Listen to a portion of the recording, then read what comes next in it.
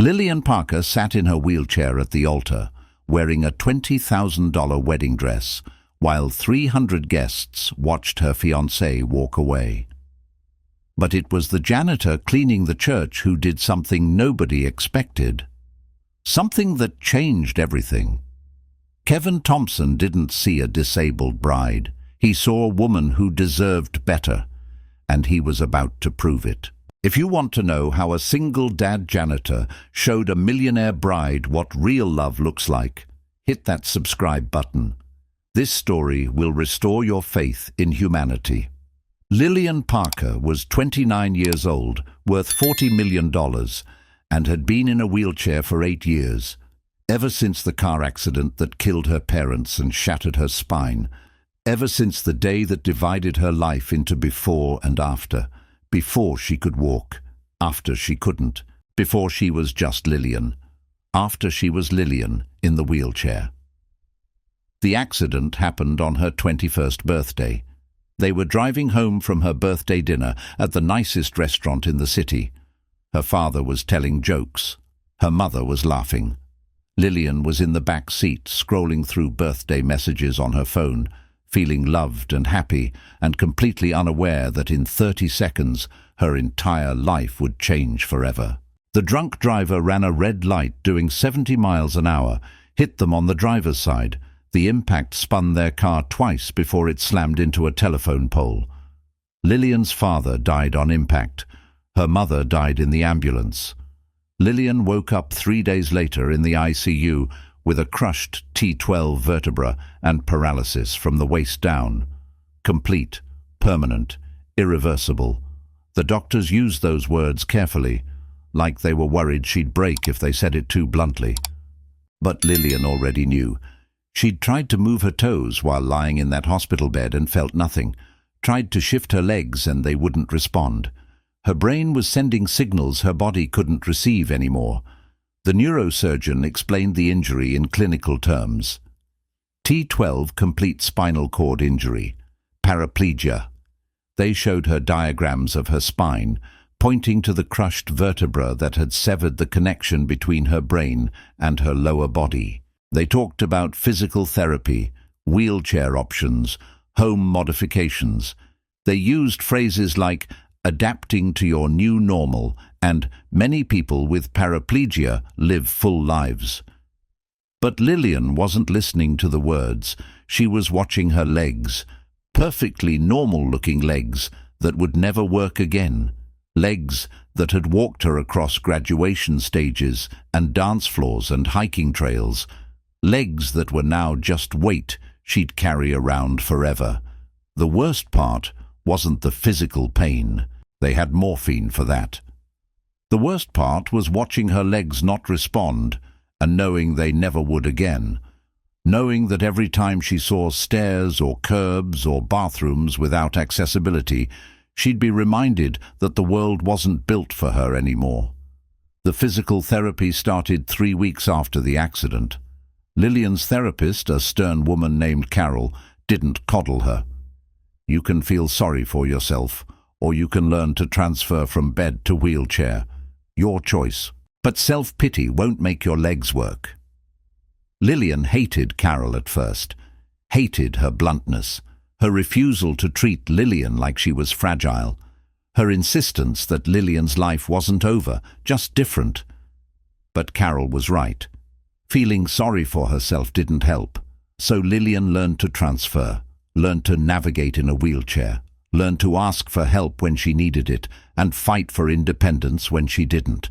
She inherited everything: her parents' tech company, their mansion, their entire fortune.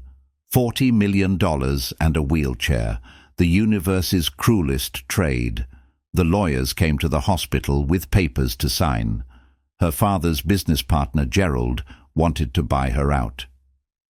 Let someone who can actually run the company take over.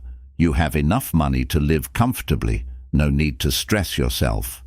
Translation: you're disabled now, so you're not capable of running a business. Lillian signed nothing, told Gerald she'd be at the next board meeting, in person, in her wheelchair, and if he had a problem with that, he could resign. She showed up to that meeting 6 months after the accident, rolled into the boardroom in her custom wheelchair, wearing her mother's favorite suit. Every board member stared. Gerald actually had the nerve to ask if she was sure she was ready to be back at work. "I'm paralyzed, not incompetent," Lillian said coldly. "My legs don't work. My brain does. Now let's discuss Q3 projections." She proved herself that year. And the next, and the next. Grew the company while learning to live in a world that wasn't designed for wheelchair users. Dealt with inaccessible buildings and people who talked to her like she was a child, and dates who said they admired her courage, as if living while disabled required bravery instead of just existing. Lillian spent the first year angry, furious at the drunk driver who got 5 years in prison, furious at the universe for taking her parents and her ability to walk in one night, furious at her body for betraying her. She went through 6 different therapists before finding one who didn't treat her like she was fragile. Dr. Martinez was the first person to tell Lillian the truth.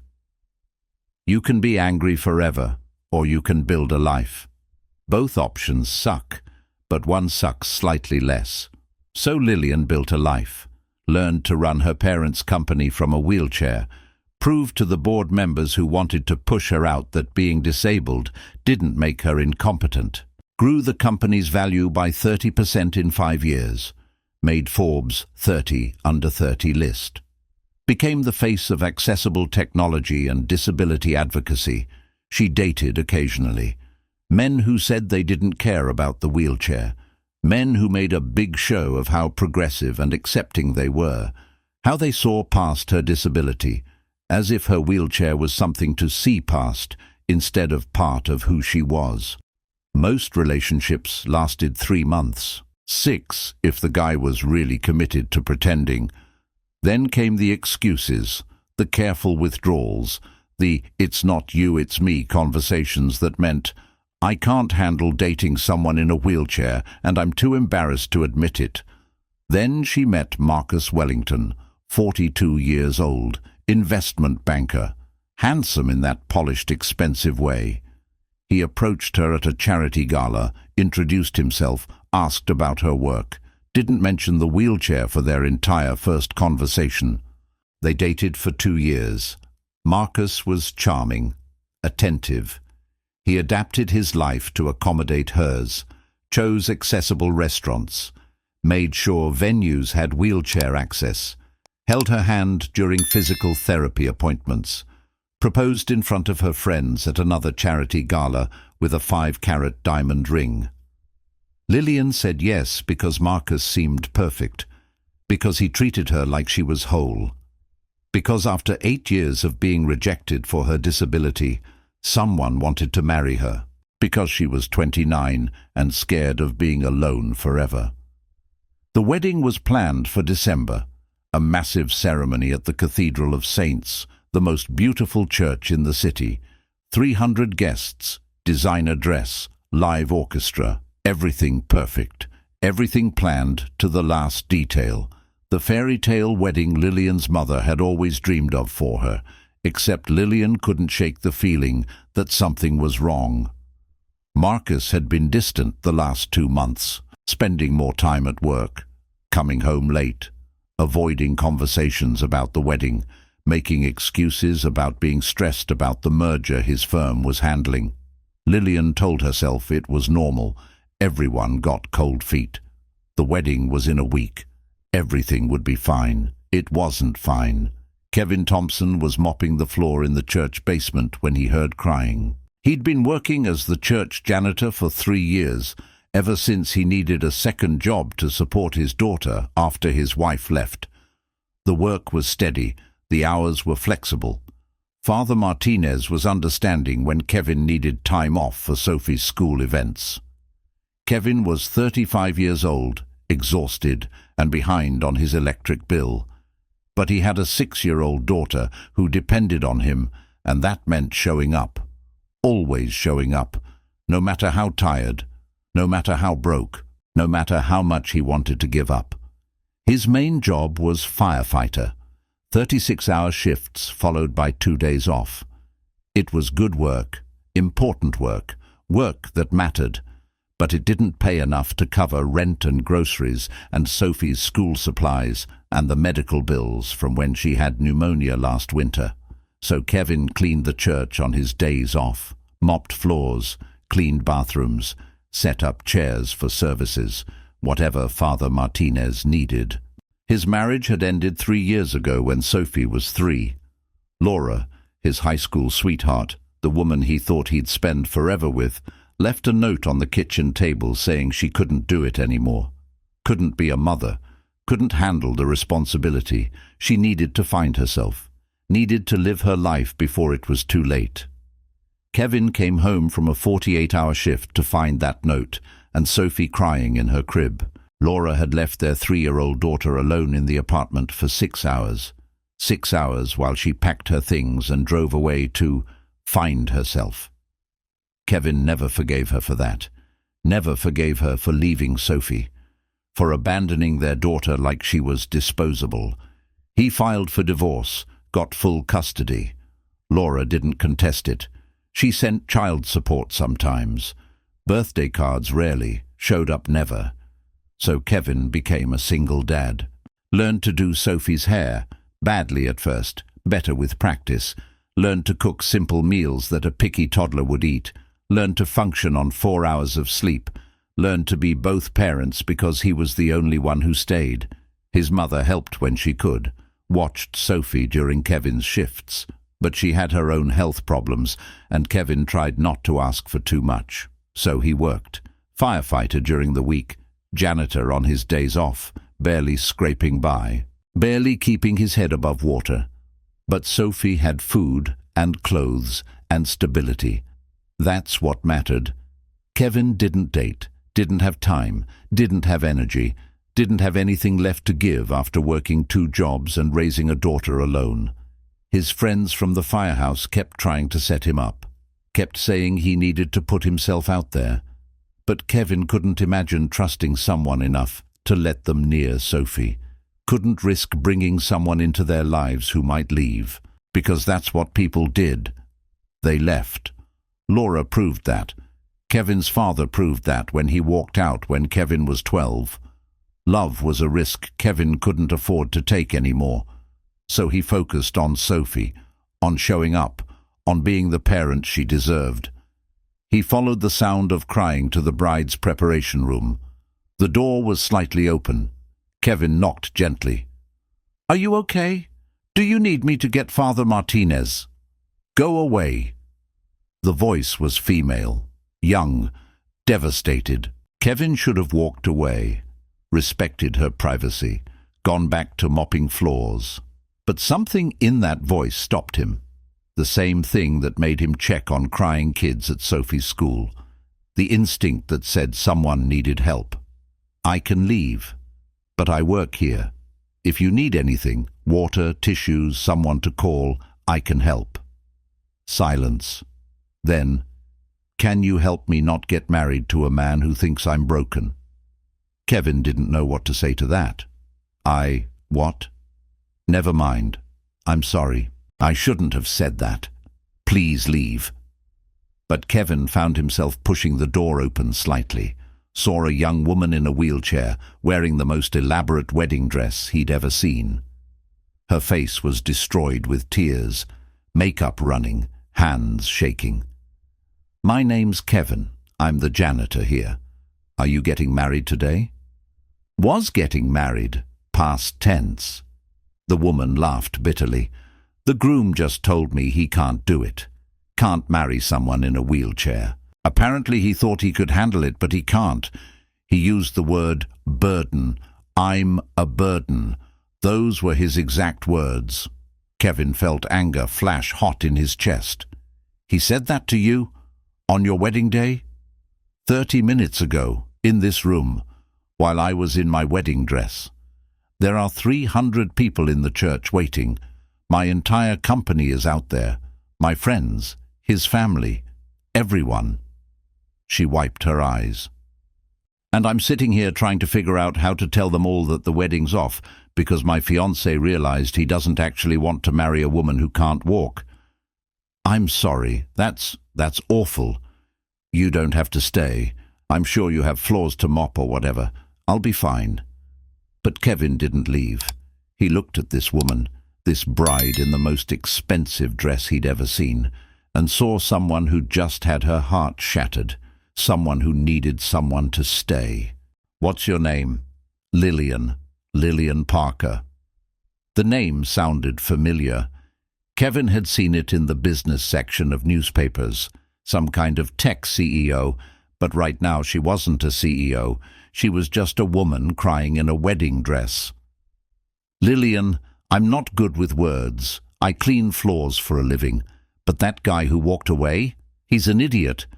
You don't know anything about me. I know you're sitting here in a wedding dress trying to figure out how to face 300 people with dignity after someone just destroyed you. That takes strength most people don't have. So yeah, he's an idiot for walking away from that. Lillian looked at him, really looked at him for the first time. Saw a man in a janitor's uniform, older than her, kind eyes, tired face. Someone who had no reason to be kind to her but was anyway. What am I supposed to do?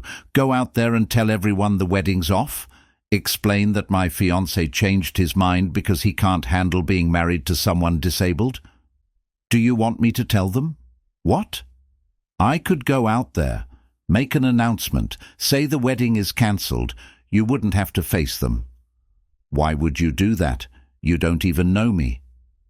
Kevin thought about Sophie, about how he'd want someone to help her if she was ever in pain like this. Because nobody should have to go through this alone. And because that guy out there, your ex-fiancé, he doesn't deserve to watch you break. Lillian started crying again. Thank you, but I should do it myself. I need to face them.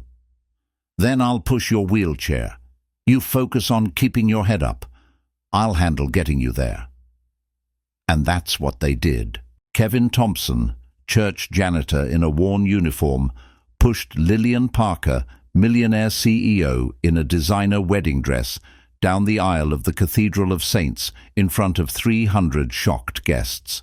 Lillian's hands were shaking, but her voice was steady. The wedding is cancelled. Marcus and I have decided not to get married. I apologize for any inconvenience. Thank you all for coming. She didn't explain, didn't justify, didn't give them the satisfaction of seeing her humiliation.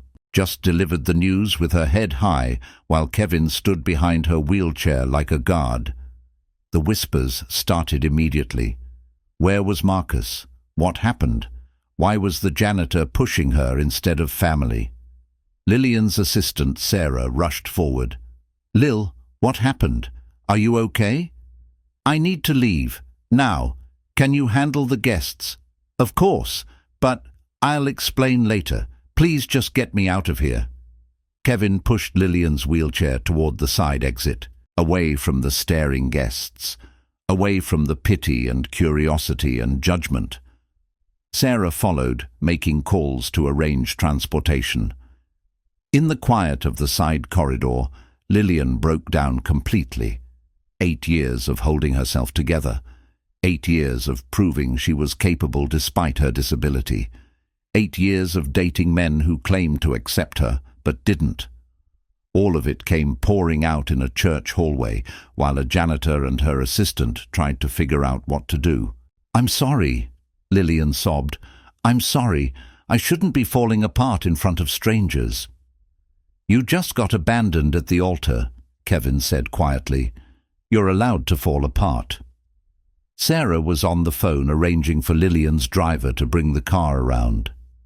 5 minutes. We'll get you home. You can change. Get away from all this. But Lillian just kept crying. He called me a burden.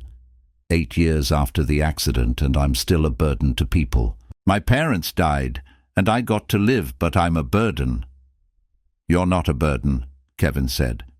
That guy was too small to see what he had. That's his failing, not yours. You don't know me. You can't know that. No, but I know courage when I see it. And walking down that aisle to cancel your own wedding in front of everyone who came to celebrate. That's courage. You're not a burden. You're stronger than most people will ever be. Sarah came back. Car's here. Let's get you out of this dress and home. Lillian nodded, wiped her eyes, looked at Kevin. Thank you for pushing me down that aisle, for staying. You didn't have to do any of that. Glad I could help. What's your name again? Kevin Thompson. Thank you, Kevin Thompson. I won't forget this. Kevin watched them leave, went back to mopping floors, tried not to think about the broken bride in the designer dress, tried to focus on finishing his shift so he could pick up Sophie from her grandmother's house. But he couldn't stop thinking about what that man had said to Lillian. Burden. Like loving someone required them to be perfect. Like marriage was only for people without challenges. Kevin had been married. His wife Laura had left when Sophie was 3 because she couldn't handle being a mother, couldn't handle the responsibility, said she needed to find herself. Kevin knew what it felt like to be abandoned, to be told you were too much, to watch someone you loved walk away. He hoped Lillian would be okay. Then he finished mopping and went home. 3 days later, Kevin was cleaning the church offices when Father Martinez called him in. Kevin, I have an unusual request. Do you remember the wedding that was cancelled on Saturday? Yes, Father. The bride, Ms. Parker, called. She wants to thank you personally. Asked if I could give her your phone number. I told her I'd ask you first. Kevin was surprised. She wants to thank me? I just pushed her wheelchair. Apparently it meant a great deal to her. I can give her your number if you're comfortable with that. Kevin thought about it. Sure, that's fine. 2 hours later his phone rang. Unknown number. Hello, Kevin Thompson. This is Lillian Parker, from the wedding, the one that didn't happen. Hi, I remember. How are you doing? Better, worse, I don't know. Lillian's voice was different than in the church, stronger, more controlled. I'm calling because I wanted to thank you properly. What you did, staying with me, helping me face everyone, that was incredibly kind. And I'd like to repay you somehow. You don't need to repay me. I was just helping. I insist. Please, can I take you to dinner or coffee, something to properly thank you? Kevin hesitated. I have a daughter, 6 years old. Finding babysitters is... Bring her. I'd love to meet her. There's a family restaurant near the church. Tomorrow at 6. Kevin should have said no. Should have kept boundaries between his life and this millionaire CEO's life. But something made him say yes. The next evening, Kevin and Sophie arrived at the restaurant. Lillian was already there, sitting at a table near the window. She'd chosen a booth accessible for her wheelchair. She was dressed casually, jeans and a sweater, looking nothing like the bride in the elaborate dress. Kevin, thank you for coming. She looked at Sophie. And you must be Sophie. I'm Lillian. Sophie, who'd never learned appropriate shyness, immediately asked, Why are you in a wheelchair? Sophie, Kevin was mortified. I'm sorry. But Lillian was smiling. It's okay. I was in a car accident a long time ago. It hurt my back and now my legs don't work, so I use a wheelchair to get around. Does it hurt? Sometimes, but mostly I'm used to it. My friend Jake at school has a wheelchair too. He's really fast. He beats everyone at tag. Jake sounds awesome. Maybe I should challenge him to a race. Sophie giggled. They ordered dinner. Kevin tried to pay, but Lillian insisted. They talked about everything and nothing. Sophie dominated the conversation, telling Lillian about school and her favorite books, and how her daddy made the best pancakes, even though they were always a little burned. Kevin watched Lillian with his daughter, saw how she talked to Sophie like she was a person, not a kid to talk down to, how she asked real questions and listened to the answers, how Sophie was completely comfortable around her within minutes. After dinner, while Sophie was coloring on the kids' menu, Lillian looked at Kevin seriously. "I have a question. It might be weird. You can absolutely say no." "Okay." "My company is launching a new accessibility initiative. We're developing adaptive technology for people with disabilities. But my team is mostly able-bodied. They mean well, but they don't always understand the real challenges." Lillian paused. "I need someone on my team who gets it, who understands what regular people face, not just what executives think they face. Would you consider consulting for us?" Kevin laughed. "I'm a janitor. I don't know anything about tech." "But you understand people. You saw someone hurting and helped without thinking about it. That's the perspective I need, and I'd pay you well." "Very well. Why me?" "Because in my worst moment you showed up, didn't ask questions, didn't treat me like I was fragile, just helped. I could use someone like that in my life, in my company." Kevin thought about his electric bill, about Sophie's upcoming birthday, about how he'd been working 2 jobs just to stay afloat. "How much?" Lillian named a figure that was more than Kevin made in 6 months. That's too much. It's market rate for consultants. Actually, it's below market rate. You'd be meeting with my team once a week, providing feedback on our designs, sharing your perspective. 4 hours a week. 4 hours a week for that much money? Your perspective is valuable, Kevin. Let me pay you what it's worth." Kevin looked at Sophie, happily coloring, thought about what that money could mean, paying off debt, Sophie's education fund, maybe even cutting back to 1 job. "Okay, I'll try it." Lillian smiled. "Great. Can you start next week?" That's how Kevin Thompson, church janitor, became a consultant for Parker Technologies.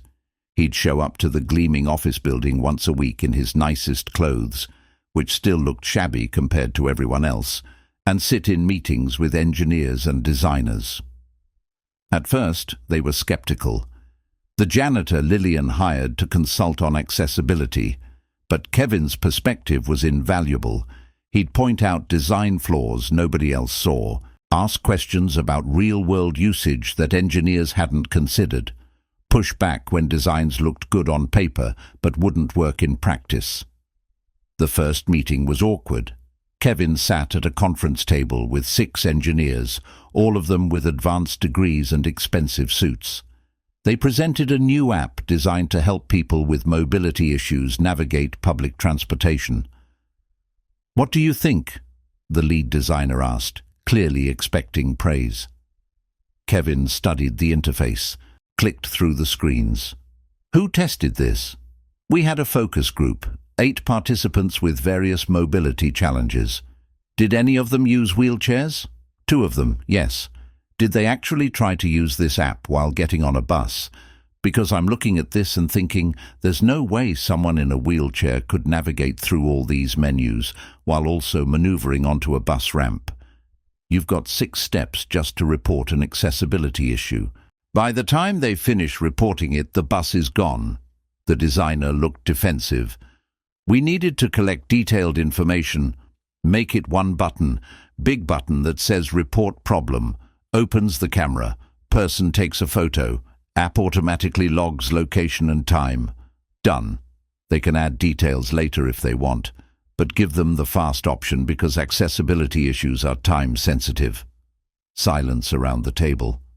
Then one of the engineers said, "That's actually brilliant. Why didn't we think of that?" "Because you're not trying to get on a bus in a wheelchair while carrying groceries and hoping the ramp works. You're designing in an office. I'm telling you what actually happens in real life." Lillian was smiling. "This is why I hired Kevin. Continue." Over the next hour, Kevin tore apart their carefully designed app. Too many menus, too much text, buttons too small, color contrast too low, navigation too complicated. The designers looked devastated by the time he finished, but then he said, "The core idea is good. You're trying to help people. You just got lost in making it perfect instead of making it useful. Simplify everything. Make it so simple my friend Jerry's grandmother could use it. Then you'll have something that actually works. The engineers spent the next month redesigning based on Kevin's feedback. The next version was better, simpler, more intuitive. Kevin tested it with people from his neighborhood, got real feedback. The designers incorporated it. When the app launched 3 months later, it won awards for accessibility design. Articles were written about Parker Technology's commitment to inclusive design. Lillian was interviewed about how they developed it. She gave Kevin full credit. We hired a consultant who understood that good design isn't about looking pretty, it's about working for the people who need it most. That perspective changed everything. Kevin became a fixture at Parker Technologies. The engineers started calling him before finalizing designs, started asking what he thought about features, started including accessibility from the beginning instead of treating it as an afterthought. "This app is beautiful," Kevin said during one meeting 6 months later, looking at a new screen reader design. "But my friend Jerry is blind and he's 65. He's not going to navigate through 6 menus to change settings. Make it simpler." The engineers didn't push back anymore. They just nodded and simplified it. Lillian backed him every time. Listen to Kevin. He's right. Over the months, Kevin earned the team's respect. They started asking his opinion before finalizing designs, started thinking about accessibility from the beginning instead of adding it later. The products got better because Kevin made them better, and Kevin started to believe that maybe he had something valuable to offer. Maybe being a janitor who understood real people's problems was actually an asset. Maybe his perspective mattered. And somewhere in those months, Kevin and Lillian became friends, real friends, not boss and consultant, not millionaire and janitor, just 2 single parents trying to build good lives for their kids. Lillian would ask about Sophie. Kevin would ask about Lillian's company.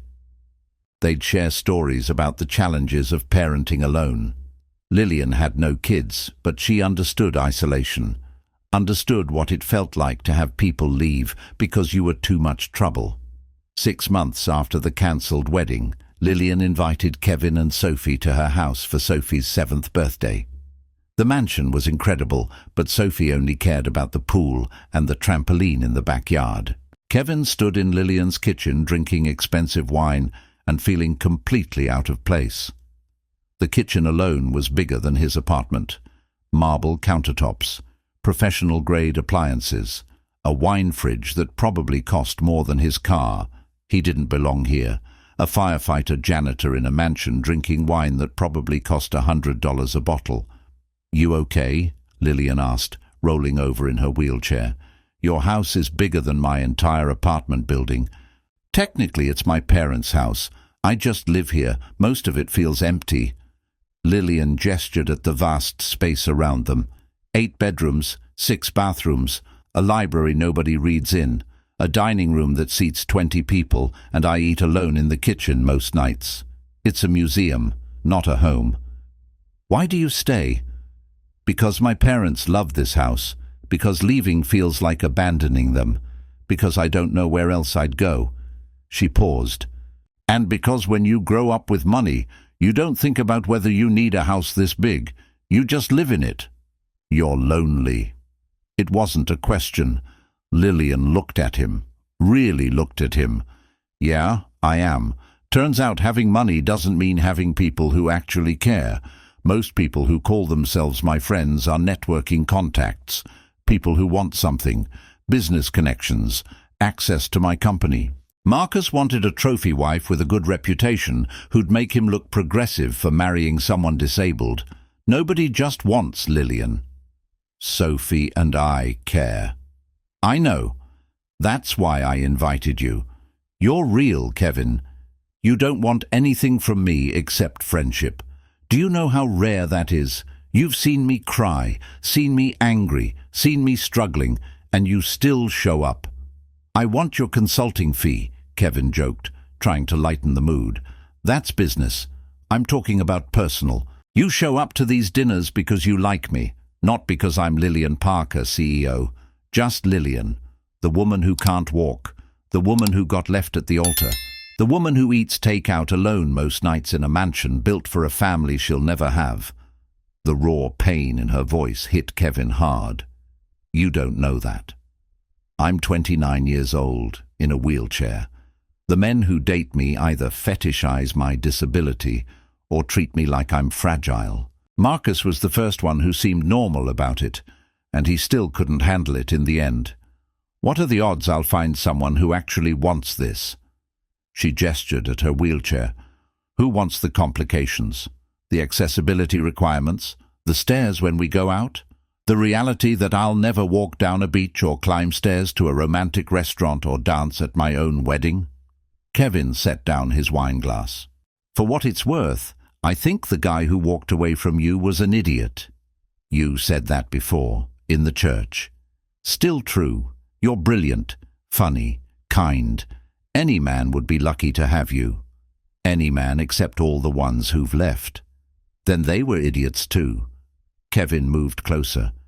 Lillian, I know we haven't known each other that long, but I've seen enough to know you're not the problem. The wheelchair isn't the problem. Small people are the problem. People who can't see past their own limited idea of what life should look like. You deserve someone who sees all of you, wheelchair included, and thinks they won the lottery. Lillian smiled. You're good for my ego. I'm serious. Disability doesn't make you less worthy of love. It just weeds out the shallow people faster, and yeah, that sucks. But would you really want to be with someone who sees you as a burden? Someone who can't handle the reality of who you are? You deserve better than that. When did a janitor become so wise? When his wife left him to raise a daughter alone, and he had to figure out what actually mattered. Spoiler. It's not walking. It's showing up. Being present. Loving people even when it's hard. You do all of that despite your wheelchair, not because of it. You show up for your employees, for your company, for the disability community. You're making actual change in the world. That's worth more than being able to walk. Lillian's eyes were bright with tears. Thank you. I needed to hear that. Most people just tell me I'm inspiring.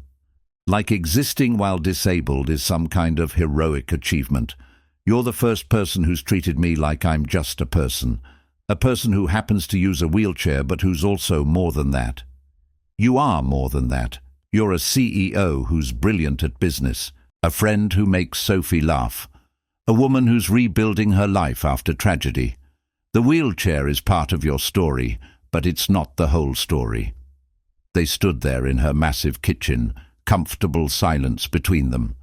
Sophie ran in demanding cake, her hair dripping from the pool. The moment passed, but something had shifted. Kevin felt something stirring in his chest, something he hadn't felt since Laura left, something that scared him because it felt like the beginning of feelings he couldn't afford to have. Lillian was his boss, his friend, out of his league in every possible way. He couldn't develop feelings for her. But watching her laugh as Sophie demanded chocolate cake with extra frosting, Kevin realized it might be too late. Over the next year, Kevin and Lillian became inseparable. He was at her house 3 times a week. She came to Sophie's school events. They'd have dinner as families, Kevin, Sophie and Lillian, like they were a unit. Kevin's friends noticed. His mother noticed. Everyone kept asking if they were dating. No, Kevin would say. We're just friends. But the truth was more complicated. Kevin had feelings for Lillian, had for months. But he didn't know how to tell her, didn't know if she felt the same, didn't want to ruin their friendship by making it weird. And Lillian, brilliant, confident Lillian, was terrified. Terrified of loving someone who might leave. Terrified of being vulnerable after Marcus. Terrified that Kevin was only kind to her out of pity. The breaking point came 18 months after the cancelled wedding. Sophie, now almost 8, asked the question Kevin had been avoiding. Daddy, do you love Lillian? Kevin was making dinner. Burned the pasta he was stirring. What? Do you love her, like how princes love princesses? Sophie, because I think you do. You smile different when she's around, and you talk about her all the time, and you get sad when she's sad. Kevin sat down, looked at his too perceptive daughter. Thought about lying, thought about deflecting, but Sophie deserved honesty. Yeah, sweetheart, I think I do love her. Then why don't you tell her? It's complicated. Why? Kevin tried to find words a 7-year-old would understand. Because what if she doesn't feel the same way? What if telling her ruins our friendship? Lillian is important to us. She's our friend. If I tell her I love her and she doesn't love me back, it might make things weird. We might lose her. But what if she does love you and she's waiting for you to say it first? Out of the mouths of babes. That's possible, I guess. She looks at you the same way you look at her, like she's happy you're there. Ms. Johnson at school says that's how people look when they're in love. Kevin smiled despite himself. Ms. Johnson is teaching you about love in 2nd grade? No, she was talking to Mr. Peterson, the music teacher. But I heard her. Sophie climbed onto Kevin's lap, a rare occurrence now that she was getting older. I want Lillian to be part of our family, for real. Not just visits and dinners. I want her to live here, or us to live there. I want her to be my mom. Kevin's heart clenched. Sophie, honey, Laura is your mom. Laura left. She doesn't call. She doesn't visit. She forgot my birthday last year. Sophie's voice was matter-of-fact, not sad, just stating facts. Lillian comes to my school plays. She helps me with homework. She taught me how to braid hair. She's more like a mom than Laura ever was. So why can't she be my actual mom? Because that's up to Lillian and me, and it's complicated. Adults always say things are complicated when they're scared. She wasn't wrong. Kevin was terrified. Terrified of loving someone who might leave. Terrified of letting Sophie get attached to someone who might not stay. Terrified of ruining the best friendship he'd had in years by admitting he wanted more. But he was also tired. Tired of pretending. Tired of leaving Lillian's house every night when he wanted to stay. Tired of watching her laugh and not being able to kiss her. Tired of being afraid.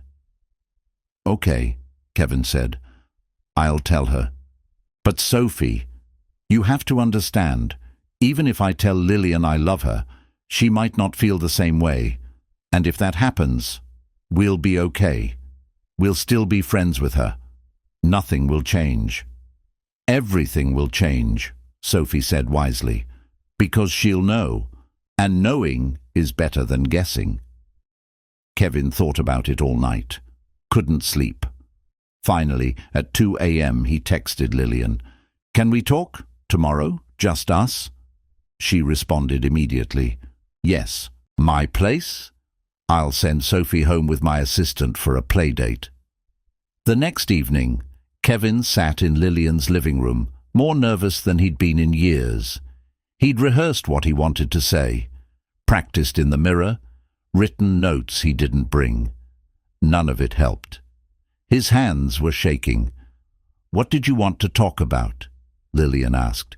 She looked concerned. You sounded serious in your text. Is everything okay? Is Sophie okay? Sophie's fine. This is about us. Us? Kevin took a deep breath. I have to tell you something, and it might ruin everything, but I can't keep pretending. I can't keep showing up here and leaving every night when all I want to do is stay. I can't keep watching you laugh and not being able to tell you how I feel. I can't keep lying to myself that we're just friends when I want so much more than that. Kevin, please let me finish, because if I don't say this now, I never will. He looked at her, really looked at her. at the woman who'd become the center of his world without him realizing it. "I'm in love with you, Lillian. I'm completely, terrifyingly in love with you." Silence. Lillian stared at him, her face unreadable. Kevin rushed on, panic rising.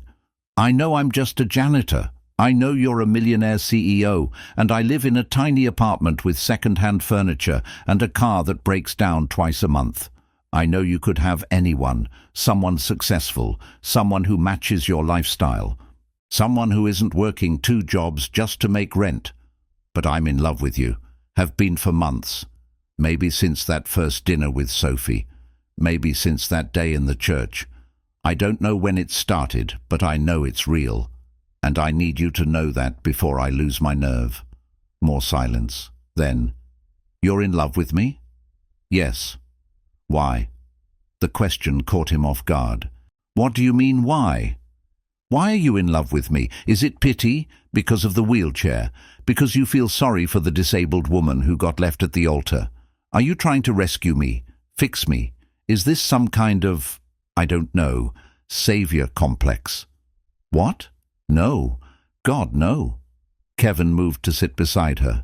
"Lillian, I love you because you're brilliant and funny, and you make Sophie light up when you walk into a room. I love you because you called me out when I was wrong about that app design, and didn't care that it embarrassed me in front of your team. I love you because you spend your weekends advocating for disability rights when you could be doing anything else. I love you because you see people, really see them, and you care. You made my daughter feel valued and heard from the first moment you met her. You've made me believe that my perspective matters, that I have something to offer beyond mopping floors." He took her hands. They were shaking. "The wheelchair is part of you. It's not something I love despite. It's not something I'm overlooking or seeing past. It's part of who you are, and I love all of you, every part. The brilliant CEO and the woman who cries during sad movies. The disability advocate and the person who gets frustrated when coffee shops don't have accessible entrances. The strong woman who cancelled her own wedding with her head held high, and the vulnerable person who eats takeout alone in a mansion. I love all of it, all of you." Lillian was crying. "I'm scared. Everyone leaves, Kevin. Everyone. My parents died. Marcus left. Every relationship I've ever had ended because I was too much trouble, too complicated, too much work. Why would you be different?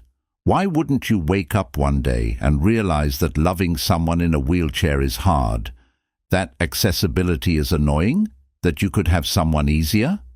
"Because I already know it's hard," Kevin said. "I've seen the challenges. I've watched you struggle with buildings that aren't accessible. I've seen people stare. I've seen the way some people talk to you like you're less capable because you're sitting down. I've seen all of it, and I'm still here, still choosing you, still wanting you. But what if it gets harder? What if we face more challenges? What if... Then we'll face them together." Kevin squeezed her hands. "Lillian, my wife left me when Sophie was 3, left our daughter alone in an apartment for 6 hours while she packed her bags and drove away. I know what it's like when someone decides you're too much trouble. I know what it feels like to be abandoned. And I'm telling you, I'm promising you, that's not me. I'm not going anywhere." "How can you promise that?" "Because I already know your trouble," Kevin said, making her laugh through her tears. "I've seen you at your worst. I pushed your wheelchair down the aisle when you cancelled your wedding. I've seen you frustrated when designs don't work. I've seen you cry over accessibility failures. I've seen you angry and sad and vulnerable and strong. I know exactly who you are, Lillian Parker. All of it, and I'm not going anywhere. I don't want to go anywhere. Promise?" "I can't promise nothing bad will ever happen. Life is messy. We'll have hard days. We'll fight. We'll face challenges. But I can promise I'll show up. Every day. For you and with you. Wheelchair and all. In good days and bad days. When things are easy and when they're hard, I'll be there." Lillian wheeled closer, took his face in her hands, searched his eyes for any hint of doubt or pity or obligation. Found none.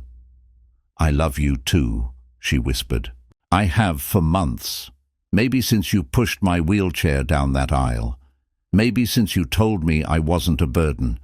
Maybe since I watched you be gentle with Sophie and realized what a good father you are. I was too scared to say it. Scared you'd realize you could do better than a disabled woman. Scared you were only here out of kindness. Scared that if I let myself love you, you'd leave like everyone else. I'm not everyone else. I know. That's what scares me. Because if I love you and you leave, it'll destroy me. Marcus leaving hurt, but losing you would be unbearable. Then it's a good thing I'm not leaving. You're here because I can't imagine being anywhere else." They kissed, soft at first, tentative, like they were both afraid it might not be real. Then deeper. Lillian's hands in his hair. Kevin's arms around her, both of them crying, both of them laughing, both of them terrified and brave and falling into something real. When they finally pulled apart, both breathless, Lillian was smiling. "What do we tell Sophie?" "Sophie already knows. She figured it out before I did. Actually, she's the one who told me to tell you." "Smart kid." "Gets it from me," Kevin joked. "Gets it from you? I'm the CEO here." "Yeah, but I'm the one who taught her how to ride a bike." "I could teach her to ride a bike." "You absolutely could. You could do anything." Kevin kissed her again. "That's one of the many reasons I love you." They sat there in her living room for hours, talking, kissing, planning, making promises, building a future together that neither of them had thought possible. They dated for 2 years, slow and steady, building a life together. The first year was adjustment, learning each other's rhythms. Kevin learning to navigate Lillian's world of business dinners and charity galas. Lillian learning to navigate Kevin's world of firehouse barbecues and parent-teacher conferences. Both of them learning to be a couple after years of being alone. They had their first fight 3 months in. Kevin had planned a romantic surprise dinner at a new restaurant.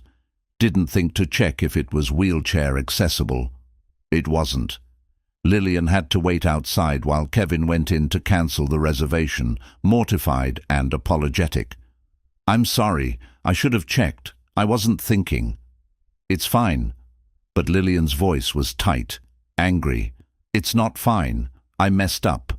Kevin, I've been dealing with inaccessible places my entire adult life. I'm used to it.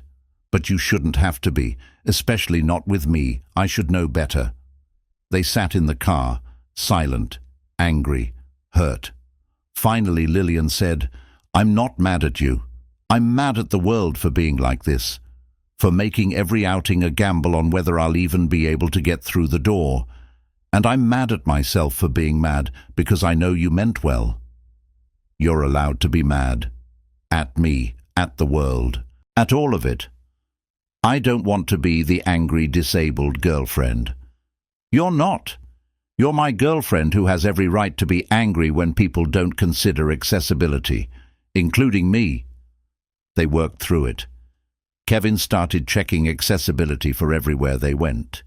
Lillian learned to tell him when she was frustrated instead of bottling it up. They learned to communicate, to fight fair, to apologize and mean it. Sophie adapted to having Lillian in their lives with the ease of children. Started calling her Lil instead of Lillian. Would climb into Lillian's wheelchair for rides around the mansion. Asked questions about disability with complete honesty that made Kevin wince, but Lillian appreciated. "Why can't you feel your legs?" "Because my spine was hurt in an accident. The nerves that send messages from my brain to my legs don't work anymore." "Does it hurt?" "Sometimes. I get phantom pains. My brain thinks my legs should hurt even though I can't feel them most of the time. It's weird." "Can doctors fix it?" "No. Some spinal cord injuries can be helped. Mine can't. It's permanent." "That sucks." "Yeah, Sophie, it does suck. But it's also just my life now. I've gotten used to it." Sophie accepted this with a nod and moved on. No pity, no awkwardness, just facts absorbed, and life continued. Kevin wished more adults could be like that. After a year, Kevin and Sophie moved into Lillian's mansion. Kevin still felt weird about it, living in a house worth millions when he was used to a cramped apartment, but Sophie loved it. Loved having her own huge bedroom, loved the pool, loved having Lillian there every morning for breakfast instead of just sometimes. "Is this weird?" Kevin asked Lillian one night. "Me living here? In your parents' house?" "It was my parents' house. Now it's our house. Yours, mine, Sophie's. We're making it ours." Lillian squeezed his hand. "Besides, this place has felt empty for years. Now it feels like a home." They blended their lives. Kevin taught Lillian how to make pancakes, badly, but with love. Lillian taught Sophie about business and technology. They became a family unit, the three of them, different from traditional families, but family nonetheless. Kevin's friends from the firehouse were surprised. "You're dating a millionaire? How does that even work?" "We're just people. She's not some untouchable rich person. She's just Lillian." The Lillian Parker, the Forbes 30 Under 30 Lillian Parker. The woman who cries during Pixar movies and burns toast and makes Sophie laugh. That Lillian Parker. His friends didn't understand at first. The class difference seemed insurmountable. But when they met Lillian, saw how she was with Kevin and Sophie, they got it. This wasn't about money or status. This was about two people who fit together despite their differences.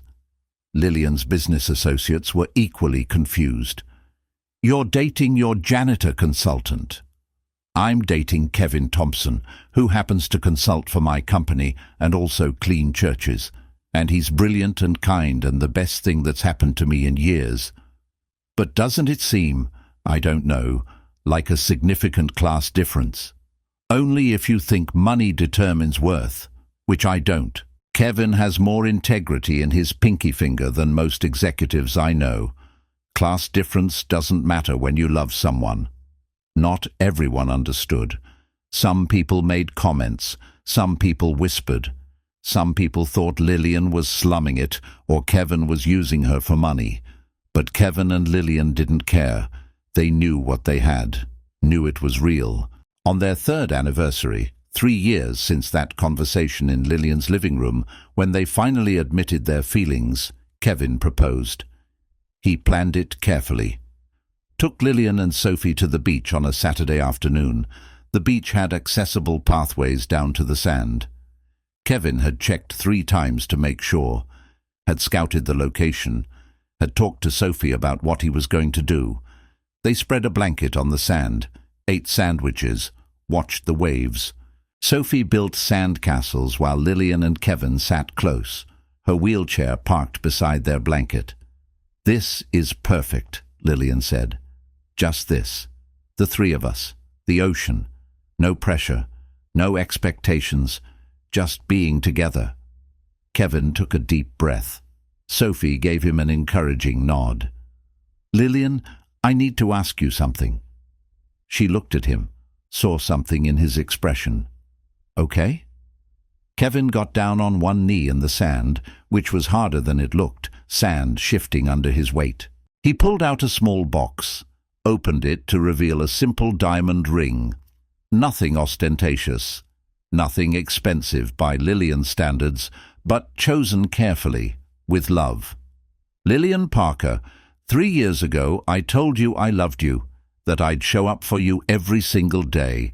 I've tried to keep that promise, even on hard days, even when things weren't perfect.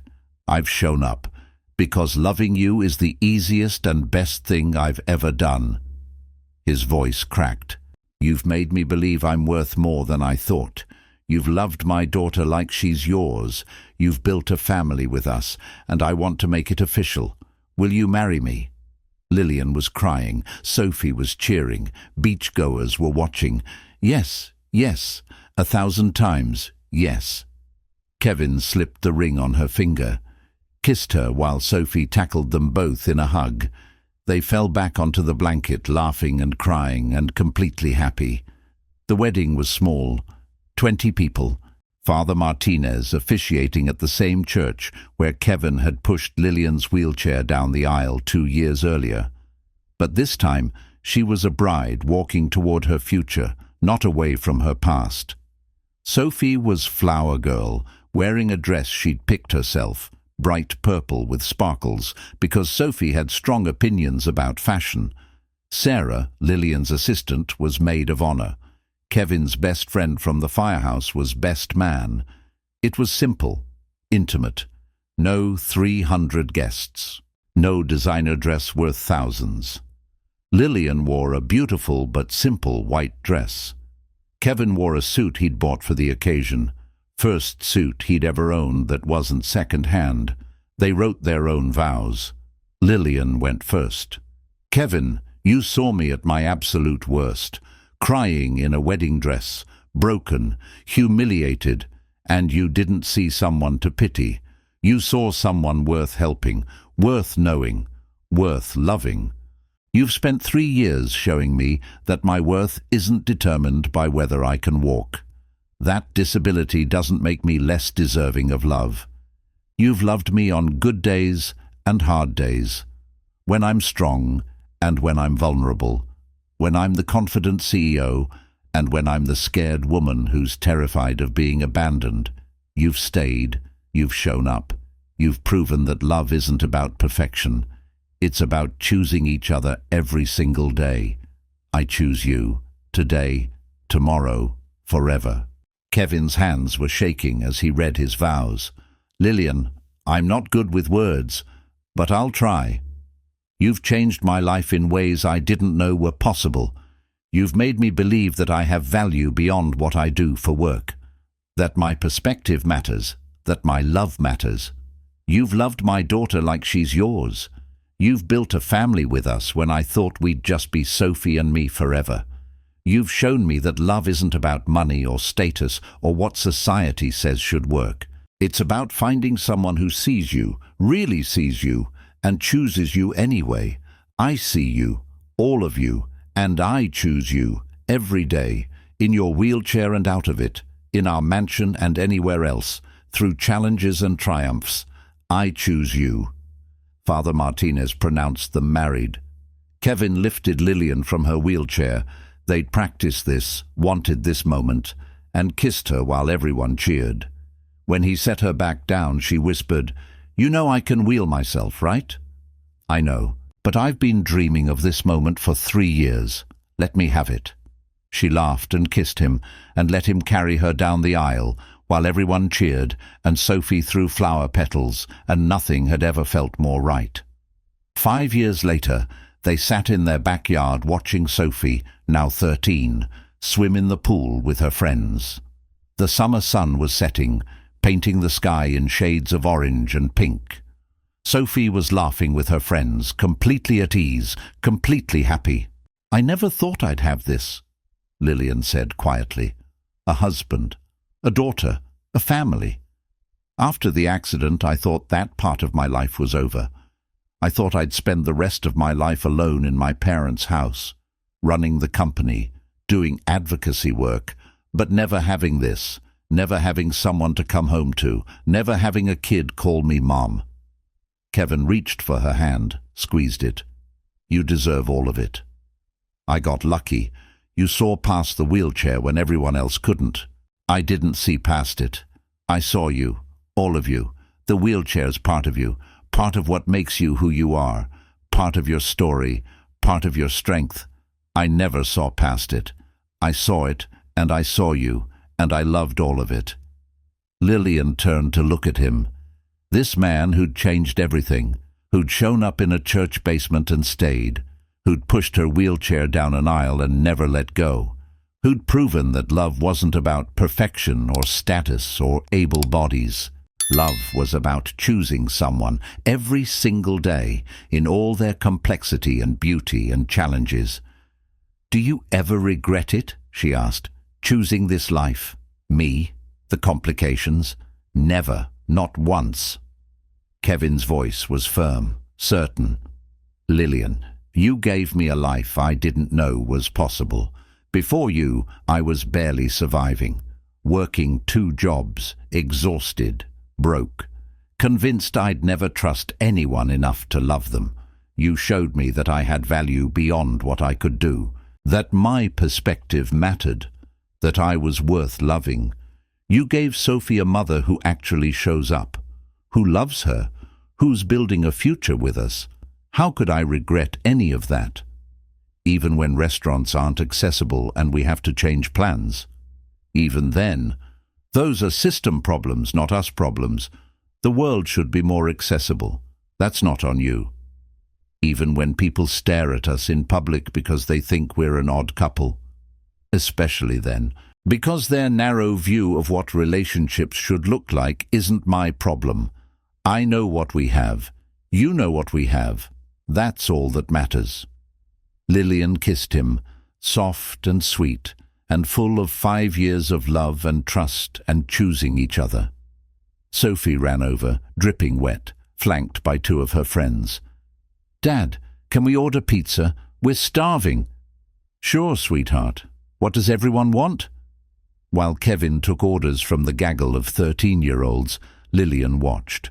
Her family, her home, her life, so different from what she'd imagined when she was 21 and able-bodied, and thought she knew how her future would unfold. That future had died in a car accident. But this future, this beautiful, complicated, unexpected future, was better than anything she could have planned. Marcus Wellington had called her a burden, had walked away because he couldn't handle being married to someone in a wheelchair. At the time, it had destroyed her, made her question her worth, made her wonder if she'd ever be loved. But Marcus walking away had led to Kevin showing up.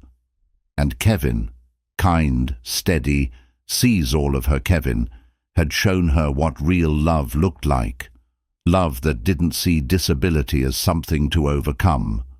Love that didn't treat her wheelchair as an obstacle. Love that saw all of her and chose all of her. Parker Technologies had tripled in value in the 5 years since Lillian married Kevin. Her accessibility initiatives had won awards. Her company had become the industry leader in inclusive design. All because Kevin had pushed her to center real people's experiences instead of just designing in conference rooms. Kevin had quit his janitor job 2 years ago. Now he worked full-time as Director of Accessibility Consulting at Parker Technologies. Made a good salary, had benefits, got to do work that mattered. Still showed up at the firehouse, though. Couldn't give up being a firefighter. Said it was part of who he was. Lillian understood that. Everyone had parts of themselves they couldn't let go. For Kevin, it was firefighting. For Lillian, it was her parents' house. For Sophie, it was her stuffed elephant from when she was a baby. They were a family built from broken pieces. Kevin's broken marriage, Lillian's broken spine, Sophie's absent mother. All of them carrying wounds and scars and grief. But they'd built something beautiful anyway. Built a home, built trust, built love. "Thank you," Lillian said when Kevin came back from ordering pizza. "For pushing my wheelchair that day. For showing up when you didn't have to. For staying when everyone else left. For loving me when I didn't think I was lovable. Best decision I ever made." Kevin kissed the top of her head. "You know what Sophie told me last week?" "What?" "She said she's glad you use a wheelchair. Said it means we met you. Said if you could walk, you never would have been sitting on that bench crying, and we never would have stopped to help, and we wouldn't be a family." Kevin's voice was thick with emotion. "She said your wheelchair gave her a mum. How do you argue with logic like that?" Lillian started crying. Happy tears, grateful tears. Tears for the 13-year-old girl who saw disability not as tragedy, but as the pathway to family. "I love you," she whispered. I love you, and I love Sophie, and I love this life we built. I love you too, wheelchair and all, forever and all." They sat there as the sun set, as Sophie laughed with her friends, as pizza was ordered, and life continued in its beautiful, mundane, perfect way. Because sometimes the greatest love stories start with the smallest acts of kindness. A janitor pushing a wheelchair, a woman brave enough to accept help. Two people who looked past what society said they should be and built something real. Lillian Parker had been rejected for being disabled, left at the altar by a man who called her a burden, told she was too much trouble, too complicated, not worth the effort of accommodation. But Kevin Thompson, single dad janitor, did the unthinkable. He stayed. He loved her exactly as she was. He showed her that disability didn't make her unworthy of love. It just meant she deserved someone better. Someone who saw her wheelchair not as an obstacle, but as part of her story, part of her strength, part of who she was. And Kevin, working 2 jobs to support his daughter, exhausted and broke and struggling, found that love wasn't about perfection. It wasn't about finding someone easy. It was about showing up, about seeing someone for who they truly were, about choosing them every single day, in wheelchairs and out of them, in mansions and tiny apartments, in sickness and health, in challenges and triumphs. They built a beautiful life, together, in a wheelchair and out of one, proving that love wasn't about walking down aisles. It was about wheeling through life side by side, partners, equals, perfectly imperfect. The millionaire bride who was rejected found her happy ending with the janitor who saw her worth when nobody else did.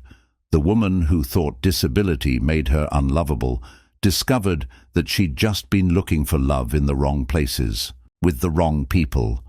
People who saw wheelchairs before they saw humans. And the single dad who was just trying to survive found love with a woman who valued kindness over status, who saw his worth not in his paycheck but in his character, who loved him not despite his struggles but because of how he'd risen above them. Sometimes the fairy tale doesn't look like you expected. Sometimes Prince Charming is a tired janitor in a worn uniform who mops church floors to make ends meet. Sometimes the princess is in a wheelchair, running a tech empire and fighting for accessibility rights. Sometimes the castle is a mansion that used to feel empty but now feels like home because it's filled with love and laughter and family. But the love is just as real, the happy ending just as sweet. Maybe sweeter because it was hard-won, because it required both of them to be brave, to be vulnerable, to trust again after being hurt, to build something new from their broken pieces. Kevin and Lillian proved that every day, together, showing Sophie and the world that love isn't about perfection. It's about showing up. It's about choosing each other. It's about building a life that honors all of who you are, disabilities included, and finding someone who loves every part of that. They proved that disability doesn't make you unworthy of love. It just makes you worthy of better love, real love, the kind that sees you and stays, the kind that shows up, the kind that pushes your wheelchair down an aisle and never lets go. And that's exactly what they had. Real, lasting, beautiful love, built on kindness, strengthened by adversity, proven by 5 years of choosing each other every single day, the best kind of love there is.